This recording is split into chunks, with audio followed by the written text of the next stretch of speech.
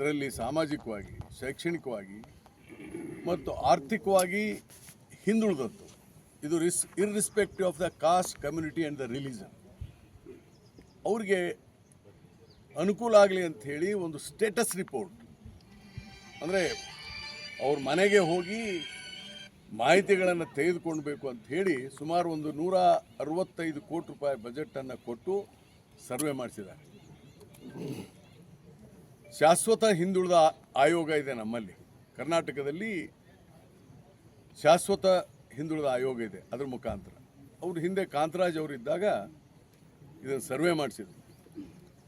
ಮುಖ್ಯಮಂತ್ರಿಗಳಂತ ಸಿದ್ದರಾಮಯ್ಯನವರು 2018ರಲ್ಲಿ ಕೊನೆಯ ದಿನಮಾನಗಳಲ್ಲಿ ಆ ವರದಿಯನ್ನು ಕೊಟ್ಟರು.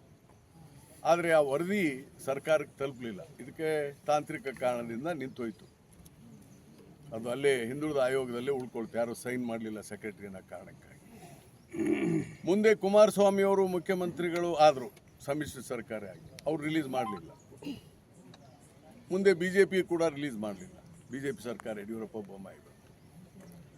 ಈಗ ಮತ್ತೆ ಜನರ ಒಂದು ಆಶೀರ್ವಾದದಿಂದ, ಜನರ ಇದರಿಂದ ಇವತ್ತು ನಮ್ಮ ಸರ್ಕಾರ ಬಂದು 1.5 ವರ್ಷ ಆಗ್ತಾ ಬಂತು.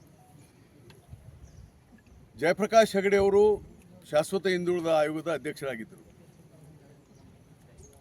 ಅವ್ರಿಗೆ ಅವರ ಅವಧಿಯನ್ನು ವಿಸ್ತರಣೆ ಮಾಡಿ ಈ ಜನಗಣತಿ, ಇದು ಜಾತಿ ಜನಗಣತಿ ಅಲ್ಲ, ಪ್ಲೀಸ್ ಡೋಂಟ್ ಕೋಟ್ ಇದೆ, ಜಾತಿ ಜನಗಣತಿ ಅಲ್ಲ, ಇದು ಶೈಕ್ಷಣಿಕ, ಸಾಮಾಜಿಕ, ಆರ್ಥಿಕ ಎಲ್ಲ ಜನರ ಒಂದು ಸಮಗ್ರ ಜನಗಣತಿ ವರದಿಯನ್ನು ಕೂಡಲೇ ಅದನ್ನು ಕೊಡಬೇಕು ಅಂತೇನು ಸಿದ್ದರಾಮಯ್ಯನವರಿಗೆ ಕೊಟ್ಟಿದ್ದರು.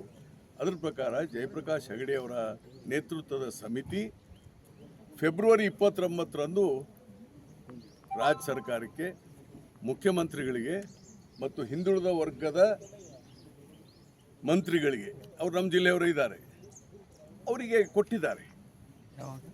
ಈಗ ಫೆಬ್ರವರಿ 29 ಅಂದರೆ ನೋಡಿ, ಈಗ ಎಷ್ಟು ದಿವಸ ಆಯಿತು?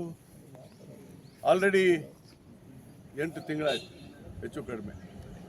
ಇವತ್ತಿನವರೆಗೆ ಸರ್ಕಾರ ಅದಕ್ಕೆ ಒಪ್ಪಿಗೆ ಕೊಟ್ಟಿದೆಯೋ ಬಿಟ್ಟಿದೆಯೋ ಗೊತ್ತಾಗಲಿಲ್ಲ. ಎಸ್, ವರದಿ ಕೊಟ್ಟಿದ್ದೇವೆ, ಇಟ್ಕೊಂಡ್ರು. ಮೊನ್ನೆ ಮುಖ್ಯಮಂತ್ರಿಗಳು ಮೈಸೂರಿನಲ್ಲಿ ಅದರ ಬಗ್ಗೆ ಯೋಚನೆ ಮಾಡ್ತೀನಿ ಅಂತ ಹೇಳಿದರು. ನಾನಿಷ್ಟೇ ಮುಖ್ಯಮಂತ್ರಿಗಳಿಗೆ ಹೇಳಿದ್ದೇನೆ, ನೀವು ಬಿಡುಗಡೆ ಮಾಡಲೇಬೇಕದನ್ನು. ಯಾಕಂದರೆ ನಿಮ್ಮನ್ನು ಬಿಟ್ಟರೆ ಬೇರೆ ಯಾರೂ ಅಂಥ ಬದ್ಧತೆ ಇರುವಂಥ ರಾಜಕಾರಣಿ ನಾನು ನೋಡಿಲ್ಲ ಅಂತ ಹೇಳಿದ್ದೀನಿ ನಾನು.